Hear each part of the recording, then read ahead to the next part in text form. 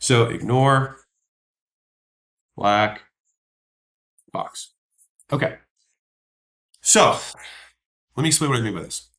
A lot of times people will try and create this narrative around psychology, around emotionality, around biomolecular, whatever the hell, gobbledygook.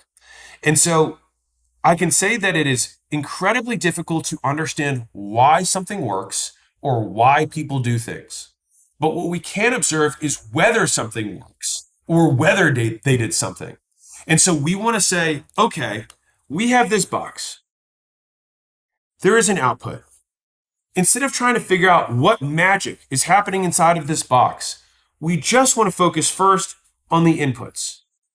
And what's interesting about focusing on the inputs is that the inputs themselves will give you feedback loop that is required in order to get better at the skill. So basically, being inefficient, sucking for a lot of reps will get you better at not being bad.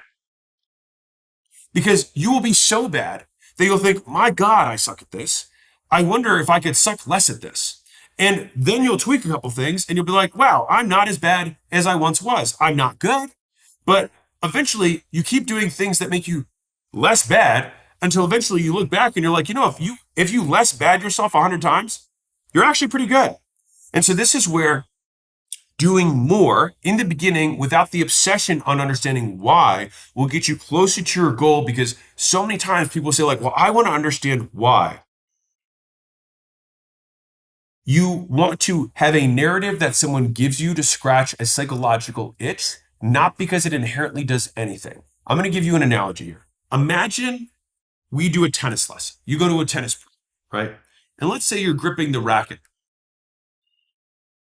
In order for you to grip the racket correctly, does the tennis pro then say, hey, we should really discover why you grip the racket incorrectly? What different teachers didn't describe to you the proper way to hold a racket? And let's try and understand the undermining emotionality behind the grip that you have.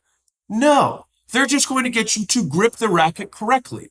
And so for you, I would encourage you to ignore people who try to put on all of these whys and the psychology and the subconsciousness and the neurolinguistic programming and all this hullabaloo, when like you just need to send this email, say these words, move your body in this way, use your voice like this, hold your head up, stare straight. If someone cannot tell you what to do with either your mouth or your body, they are not giving you clear directions to succeed. And so I would encourage you to use that as your razor, as who is good at teaching shit and who isn't. Because they will try to appeal to some sort of mysticism that they are tapped into the universe, and they'll anthropomorphize, fancy word, the universe, saying that it's whispering the secrets. Like you can have it. It's telling you, like, no, there is observable reality. If you can describe that observable reality, by the way, very difficult, right? Much easier to tell someone to be charismatic than it is to actually come up with the 37 activities that people then later ascribe as charisma. So the way to think about teaching yourself is to look at situations through an observational lens, like a scientist, like somebody who does not understand the emotional context, and then say, what does this person do that gets these people to smile? Output smile. What are the inputs? The inputs is this person shook that person's hand. When did he do it? When he walked in the room. Okay. Did he smile? Yes. So he walked in, he smiled, he shook their hands. How is he holding his body? Is he like this? Is he like this? Okay, so I need to contract my traps and my mid back so that I can stand up straight. Okay, when I do that, people perceive me in a different way. How do I know they perceive me in a different way?